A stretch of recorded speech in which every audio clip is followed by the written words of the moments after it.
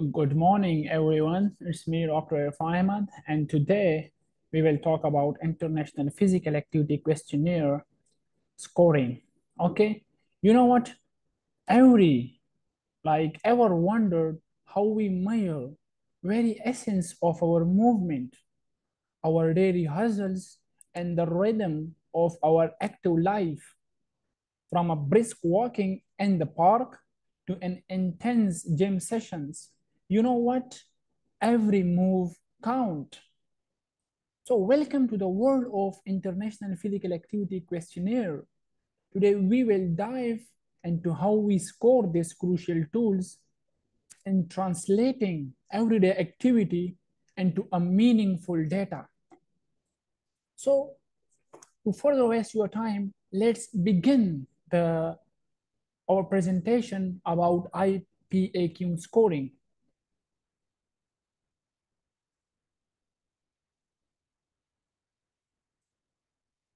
Okay, this is the content of the presentation, and this presentation we will discuss about introduction to physical activity, benefit of physical activity, forms of International Physical Activity Questionnaire, and the pictures of the questionnaire, scoring methods, and handling missing data. How can we handle the missing data in the questionnaire? Okay, to begin first, we know what we have to talk a little bit about what is physical activity. Physical activity is any body movement produced by skeletal muscles that require energy expenditure. Okay, so based on the energy expenditure, the scientist has divided the physical activity into normal activity, moderate, and the vigorous intensity activity. So the normal activity is categorized into the walking at work, like the normal walking that we do, like walking with friends, walking as a leisure activity, walking as a hobby, walking for to buy something from the market. So all these activity like walking on a plain surface is a categorized as a normal activity, just a walking. Okay, and the second one is or other activity that require they don't require too much of exertions. Okay, the second is moderate activity. These activity that take moderate physical efforts and make you breathe somewhat harder than normal, like there is somehow sweating, you feel somehow some sort of exertion when you do this. For example, carrying a light loads, or cycling at a regular pace, or doing some light sports like for example tennis or badminton or something like that. Okay, so these are considered into moderate level of physical activity. The third one is the vigorous physical activity. These are the activity that take hard physical effort and make you breathe much harder than normal, like for example running, swimming, digging, aerobics, and the fast cycling. Okay, these categories are and so on, like somehow like this, when where you feel more exertions. Okay, these activity are categorized as a vigorous activity. So after that, we know benefit of being physically active, like why we need to do physical activity. So physical activity has a lot of benefit. For example, it helps lower the heart disease and the strokes, because the research shows that the person who is more physically active, there is a less chance that he get any cardiac disease or coronary artery disease or any stroke. Okay, it helps us burn calories and prevent weight gain. Okay, release endorphin, which act as a natural painkiller and mood elevators. Okay, it actually boosts your mood, you decrease depression, decrease the anxiety, can slow bone mass in the legs, benefiting those with osteoporosis. Okay, and the last is last but not the least, reduce the risk of type 2 diabetes and certain cancers. Okay, this is the main benefits. That's why we want to be a physically active, because of these benefits and so more. There are a lot of benefit of being physically active, but I just choose some. So after this, as we know that physical activity is very crucial for our daily life. So how can we assess as a medical professional? How can we assess our patient's physical activity, whether he is physically active or not, or whether he has any complication or any disease it might be because of sedentary lifestyle. So we can address them accordingly. For this reason, we need some specific tool, assessment tool, to assess the physical activity of our patients, of even ourselves. Okay, so for that reason, scientists developed one of the good tools, which is called International Physical Activity Questionnaire. This is available, and the true form one is called the short form, and the other is called the long form. Okay, the short form and the long form, like they are both somehow similar. There is not too much difference between these two, but in the short form, they just categorize according to the just broader activities. For example, they have the three main activities: walking, and in generalized form, they have the moderate physical activity and in the vigorous physical activity. But in the long form, they categorize each activity by a task and divide it by a different type of task and then rate it accordingly. Okay, so it's a bit long, but the short form is a benefit. It is mostly used for the large survey, or the large, when the sample size is very large, so it is very difficult to fill the long form, and mostly there is a loss of the data in the long form, because sometimes the patients or the participant got tired and they didn't answer any questions. For that reason, they develop a short form. And this video we will talk more about the short form scoring. Okay, this is the picture I taken from the screen, from the International Physical questionnaire. You can find it on the Google by the searching International Physical questionnaire PDF form, so you can find it. So by here you can see that there is a three main questions. There is this is about vigorous intensity activity per in a week, days per week. So here you mention the days, and here you mention the time, like minutes. Here you have to mention one, just either in hours or either in minutes. Okay, the patient or participant, you teach them like you have mentioned either hours or either in minutes. Here you have the moderate intensity activities, number of days per week, and similarly here is the number of time per week. And here we have the walking, just normal activity, now sort of per weeks, and then hours per day. Okay, and this is just a general question. It does not get it did not score or at all in the final scoring.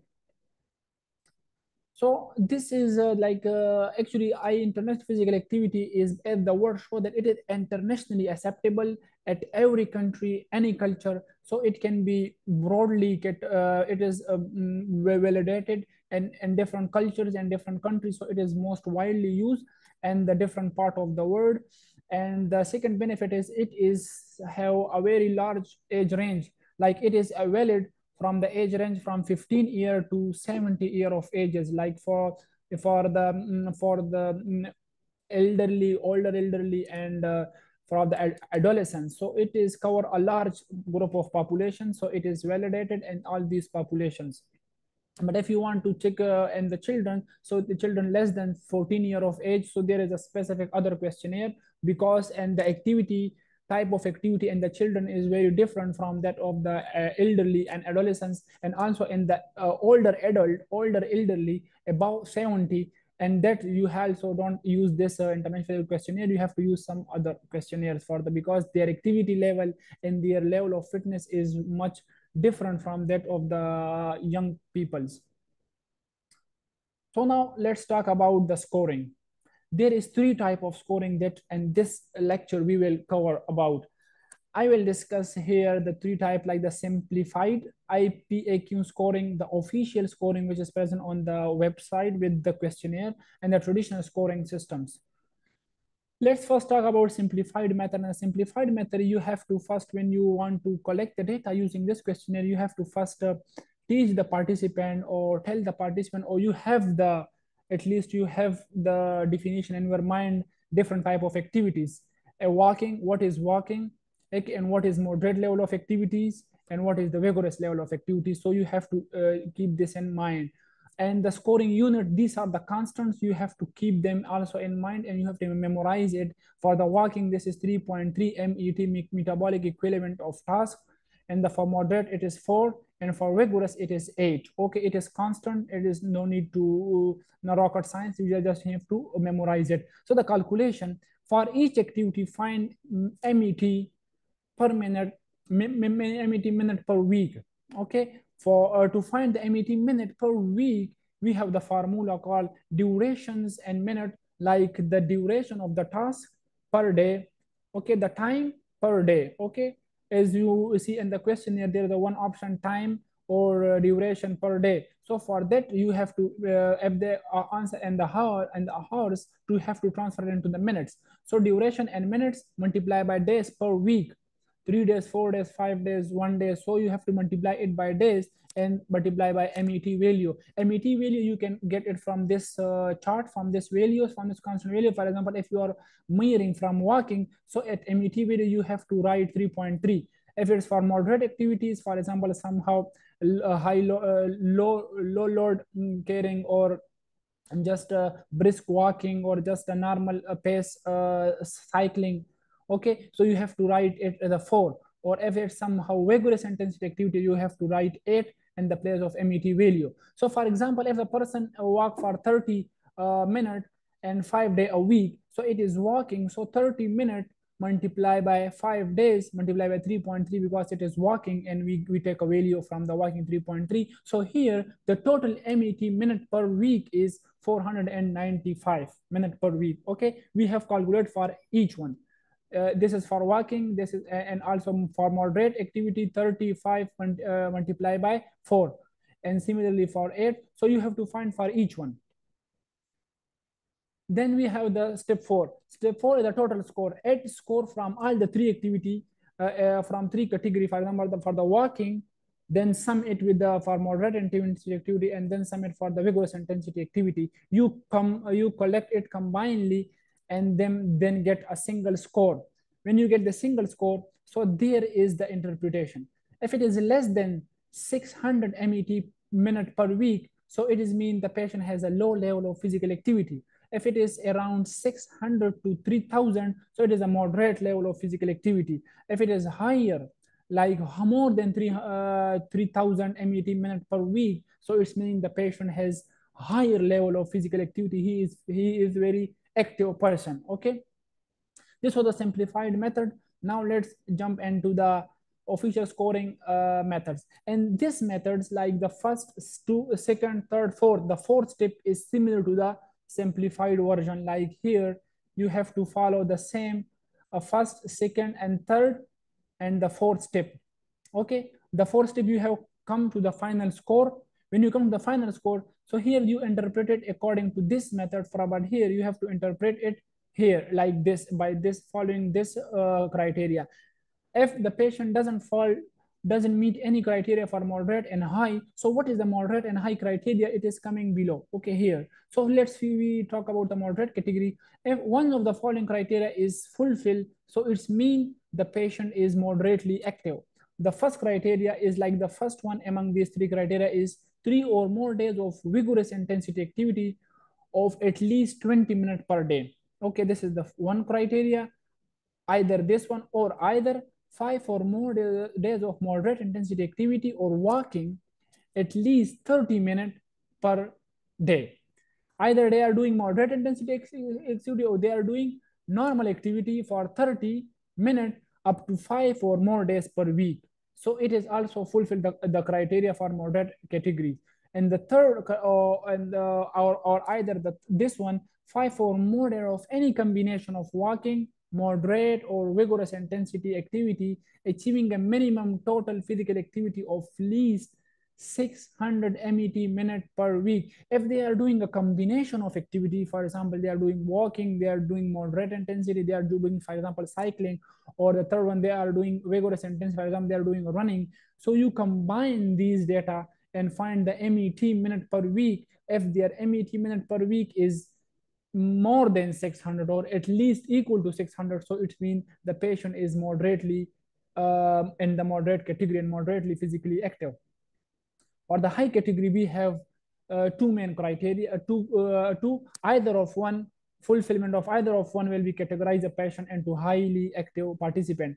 So the first one is here is vigorous intensity activity at least 3 days, achieving a minimum total physical activity of 1500 MET minute per week. If he is doing vigorous intensity activity of at least 3 days, whose MET minute per week is equal to 1500 MET, or 7 or more days of any combination of walking, moderate, or vigorous intensity activity whose MET at least 3000 or greater than 3000. So he will be categorized as highly active participant.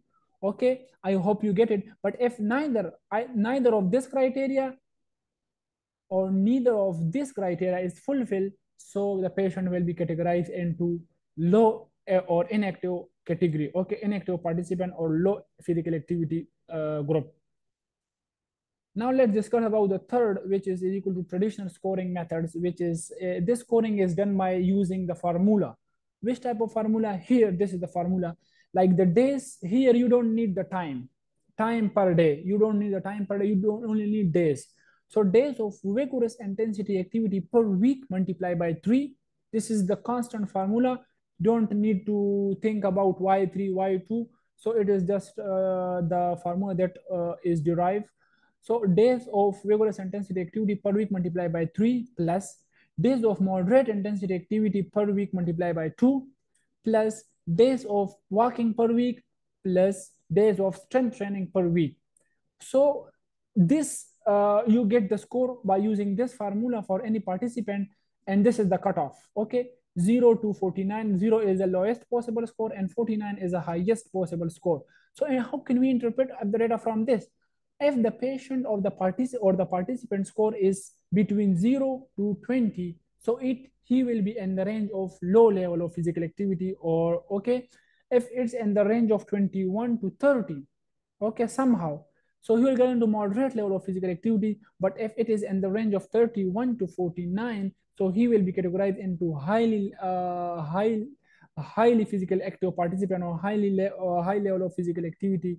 Okay, this is the main this is the formula. You have to keep this in mind. Okay, like I will to underline this like here. Oh, okay, but you have to take a screenshot or you have to memorize it by writing it down. Now handling the missing data. If there is any missing data, for example, if someone write the time, I don't write the time, or if some patient write it in the very too much time, exaggerated response. So how can we interpret it this data? So to handle the missing data, if the duration is not reported, okay, for those who report days of activity, like for example, if they only report the days, like 30 days, and you want to score it according to one simplified method, or the second one we call it we have the simplified and the main scoring system, right? That was the from the questionnaire, where you need MET minute per week, so you need time. Okay, in the first two methods, so you need time, and the patient didn't report the time. Okay, for that patient, for that data, the usual average duration is 30 minutes per session for moderate and walking, and 20 minutes per for rigorous and activity is used and computation. So you can put it by yourself.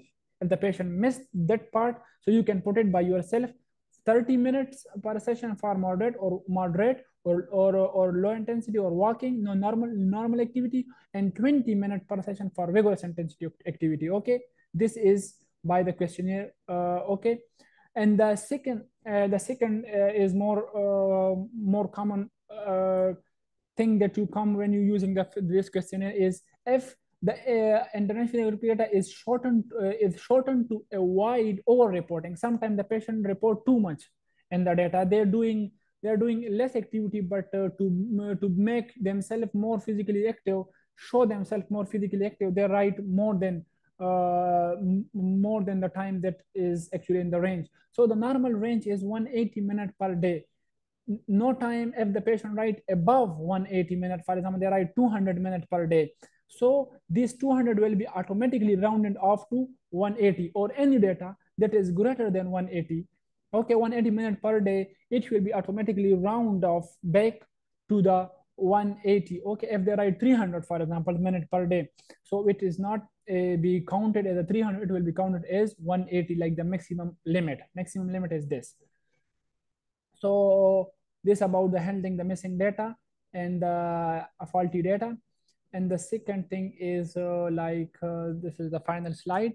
Stay active to make your life more charming, your life free from depression, free from tension, free from stress, and and make your heart healthy. Okay, so be stay active, and to be active, also move your finger to the subscribe button.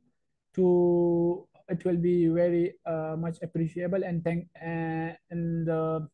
thank you so much for listening to the this presentation. I hope you learn, and subscribe please for the to the channel.